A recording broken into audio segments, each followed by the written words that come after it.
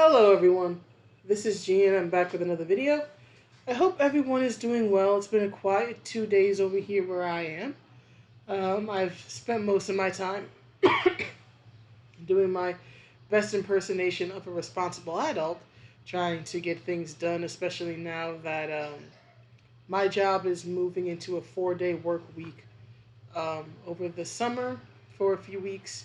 So I had Friday, and plus we had Friday off because of Juneteenth, right? Which is technically today, but they gave us Friday off as they did last year. Uh, I have opinions about Juneteenth suddenly becoming a holiday after a literal lifetime of no one ever mentioning it, but I'll have to do a separate video on that. That's a separate topic. I don't want to go off topic for once in life. But I hope everybody is doing well. It's been quiet over here, as I said. RJ's currently napping behind my printer. I literally spent all this morning from like 4 to like 9:45 this morning, from like 4 a.m. to 9:45, basically getting errands and chores done so that hopefully Sunday and Monday I don't have to do anything, right? So it's like you sacrifice a morning and hopefully you have more time, later on in your week. But anyway, I just wanted to sort of give some of my thoughts on the mention, right? The one of the huge reveals of E3 this year was that the Metroid series is getting a new entry, right? Metroid Dread. So after what I think around almost 20 years, Samus Aran is back. And gaming Twitter has been all a Twitter. But more importantly, gaming Twitter has been incredibly happy about this. I've been seeing and I've been retweeting, as you can see here, uh, Samus and Metroid related art because for once in life, gaming is actually a happy space. People are just in awe, just incredibly happy about the return of Samus and a new entry. If you're familiar with Nintendo or you're familiar with Metroid, you know that a Metroid game is not something that comes around too often. This has been, remember, Metroid started in what? The first game was like 1986. And then you had Super Metroid in 94, I think? 93 to 95, I think it was 94. And then there was like Prime and Fusion, and then there was Other M, right? But there's like literal years spread out between these entries, right? It's not, if Metroid is a franchise, but the way they market it or make the games is not the way a franchise traditionally does, right? Having a sort of regular release schedule of like every other year or 3 years or anything like that. They literally go nearly decades at times. I think someone said that the last Metroid game was around 20 years ago. Is Other M really that old? I got hold up. Let me check that out.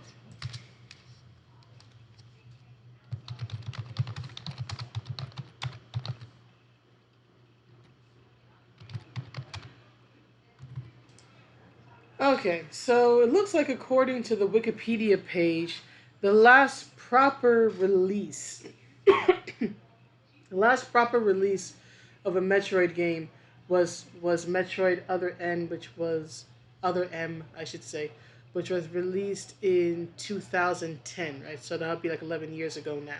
It does mention here that Samus Returns was released back in September of 2017, but that's a remake of Metroid 2 Return of Samus, which came out in the early 1990s. So it's just a remake of an earlier game. So it doesn't really count, in my opinion, as an original title, right? It's like saying Final Fantasy 7 remake is a original Final Fantasy entry. No, it's not. It's a remake of a game from the 90s, right? But as you can see, right, about 11 years, right, between Other M, which is probably the last original entry, and now Metroid Dread, which is scheduled to be released in October of 2021, right? So 11 years.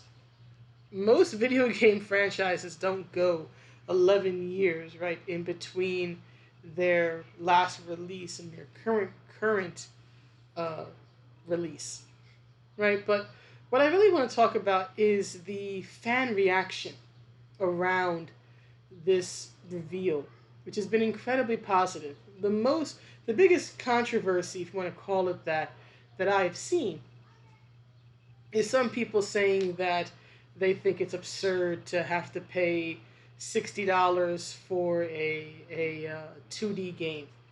Now, perhaps it's just my age talking, but being someone who literally grew up in the 2D era of video games in the 1990s and all that, really starting in the late 80s, but I was like 4 in like 1989, right? So my sort of like gaming childhood is firmly set in the 1990s, which then led, of course, to 3D graphics, 32-bit graphics, and so on and so on and so forth. So I was literally there, right, when 2D games were sort of at their height, in particular in the fighting game scene, Street Fighter, Mortal Kombat, and all that, and then it moved into 3D with Tekken and things of that nature. So I witnessed all this.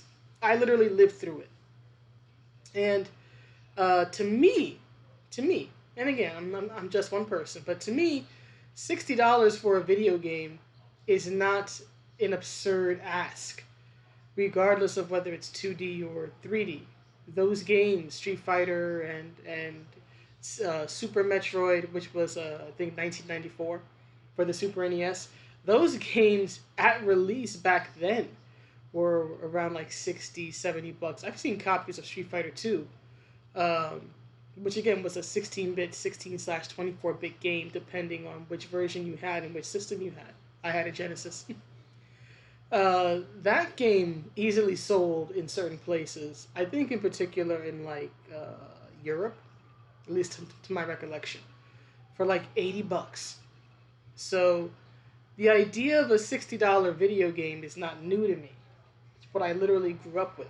Right, a sale was like if a game was on sale if it was like a $40 or 50. So this sort of offense some have taken to the idea of paying $60 for a 2D video game is just something I personally can't understand. And again, that's just me. I'm not trying to insult people or call them out. We're all entitled to our opinions. But I think maybe it's just an age gap, a generation gap type thing. Because I literally grew up in the age where that was just standard. And plus, let's be honest, gaming has always been an incredibly expensive hobby. Uh, Whether you were doing it in the 80s and 90s or whether you're gaming now.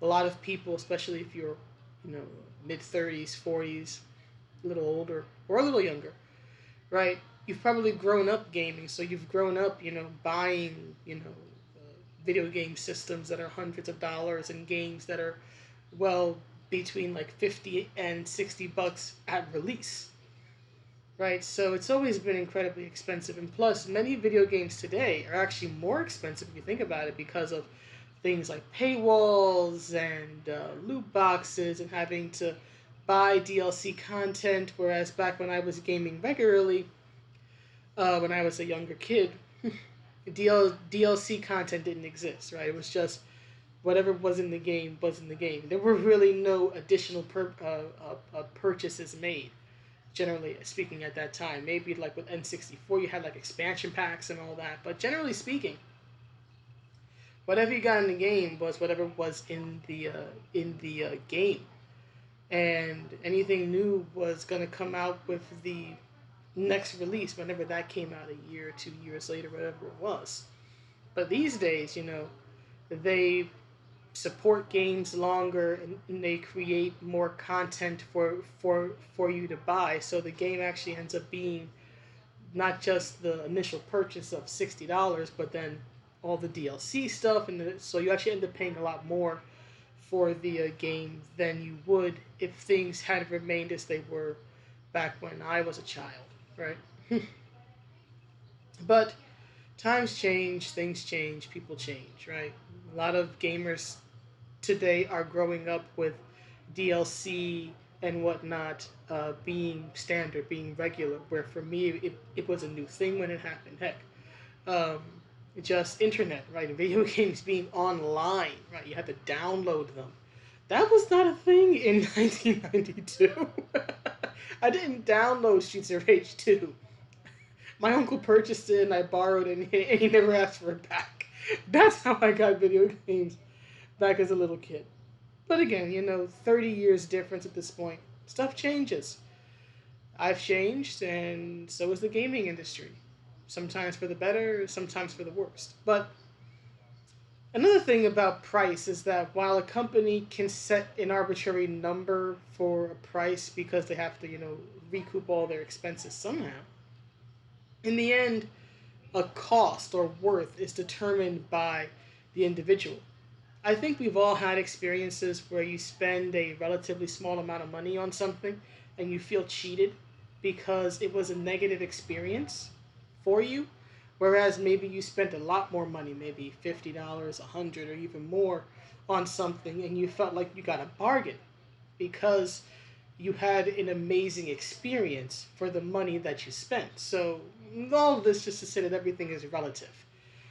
And that I personally am not bothered by the idea of a 2D game costing $60. They could charge 80, and I think plenty of people would still go, take my money. Take my money, right? Because it has such positive connotations, right? Metroid is a beloved series, Samus is a beloved character. People are willing to put down that type of money for something that they like, right? They'll put down more money if they ask for it because of, generally speaking, the positive history that Metroid has. It hasn't really had many scandals or anything. I think like the only title that was sort of poorly received was like Other M. 30 plus years and you have like one bad title? Doing pretty good.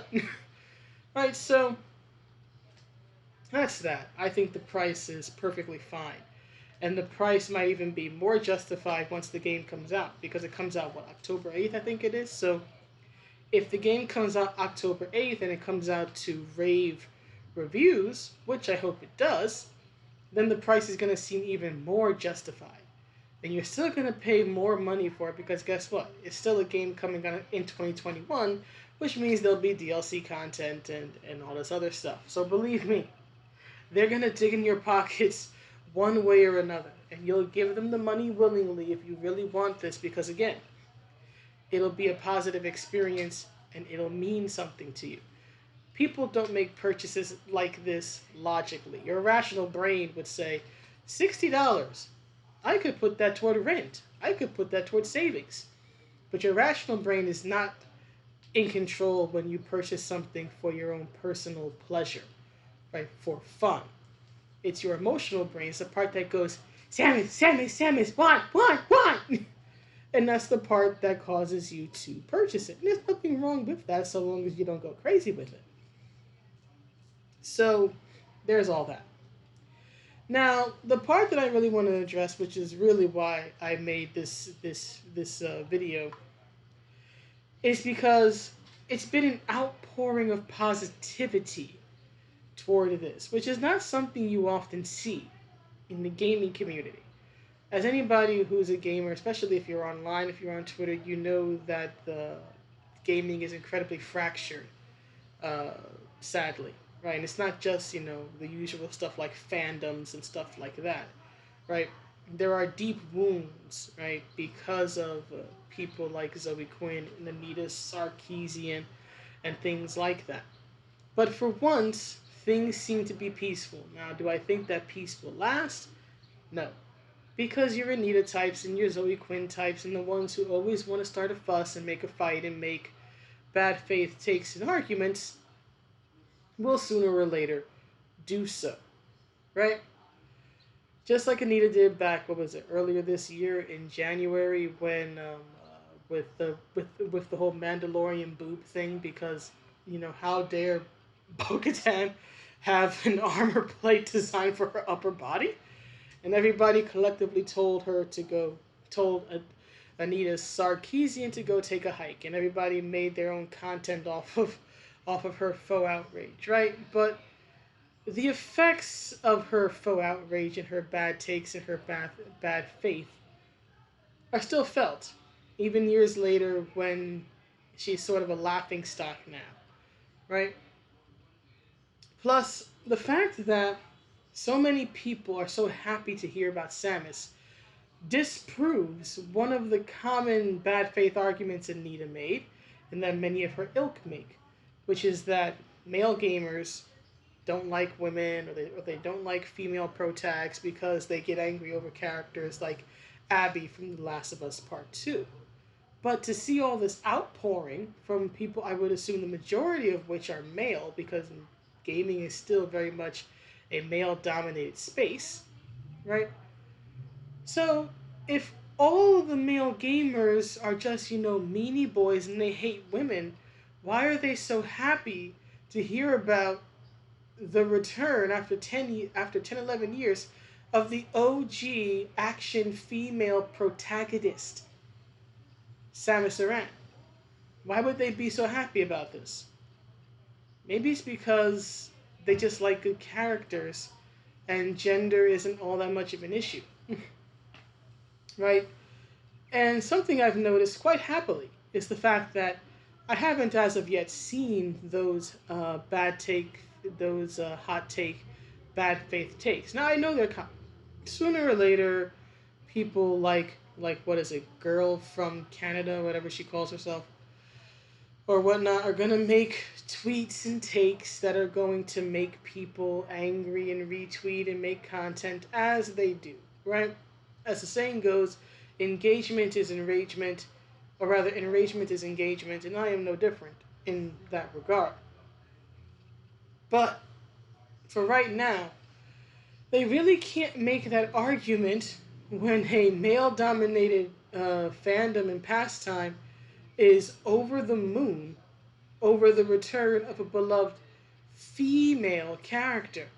It's very hard to say guys don't like female characters or male gamers don't like female characters when they're practically jumping for joy over the return of the female action protagonist.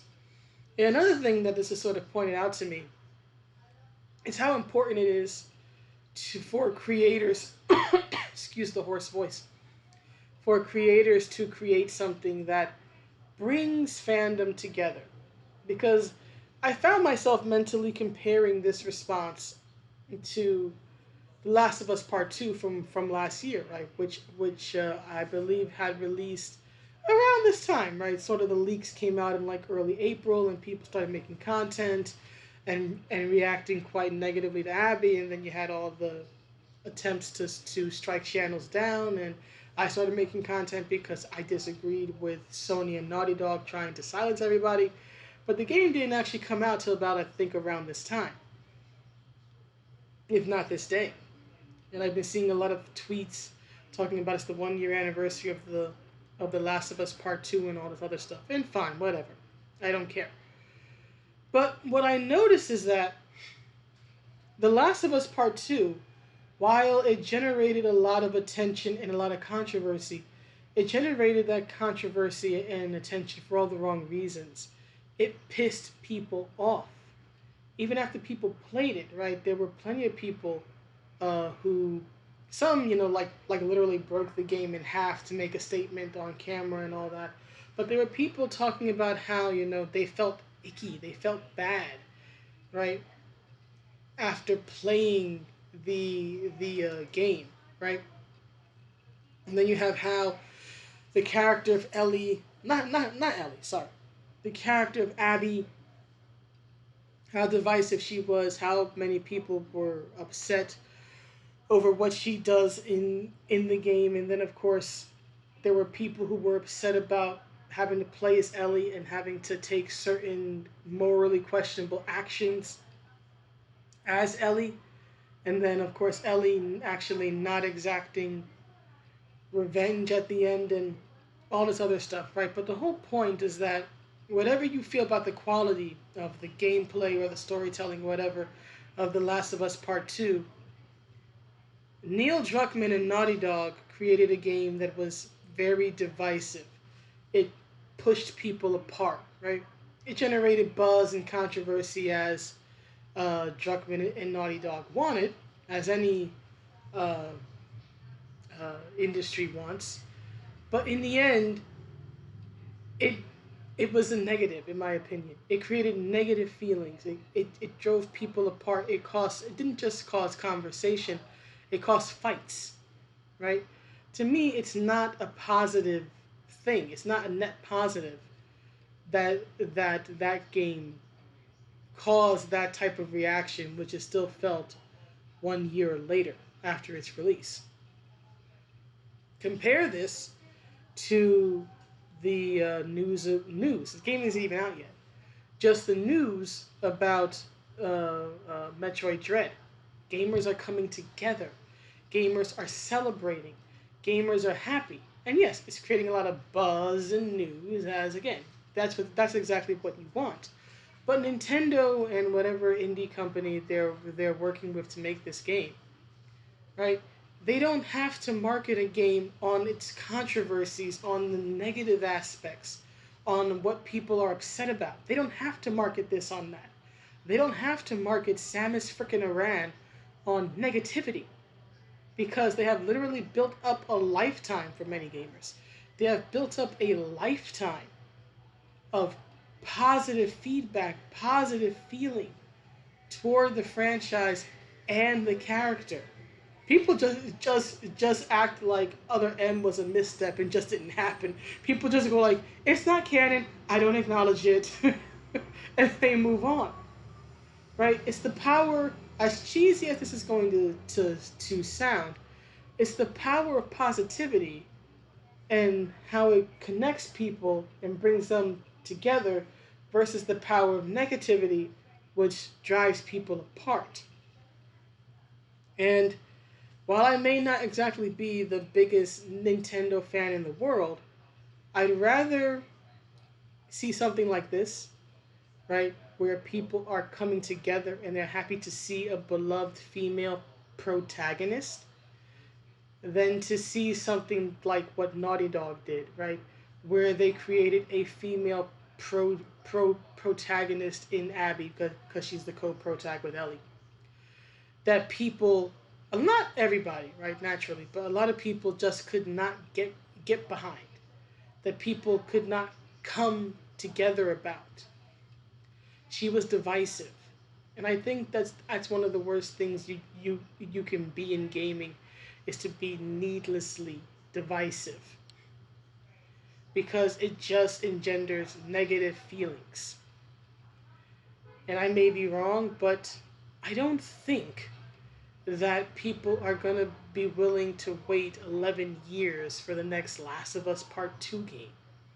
I don't think there even will be a Last of Us 2, Last of Us 2 or 3 or 5 or whatever in 11 years. And I think it's in large part because of that negative press, that negative energy. However, Samus has been able to go on with fairly infrequent entries for 30 plus years, for about as long as I've been alive. The game came out in 86, I was born in 85. Right, so we're talking what, 34 years? 34, sorry, 35. 34, 35 years? Only 11 entries in total in all that time. And yet, still going strong, still gets this type of reaction. Because Nintendo knows that people love Samus. And as the song goes, right? Nintendo knows what boys like. They know what guys want. And what they want is Samus Aran blowing up aliens.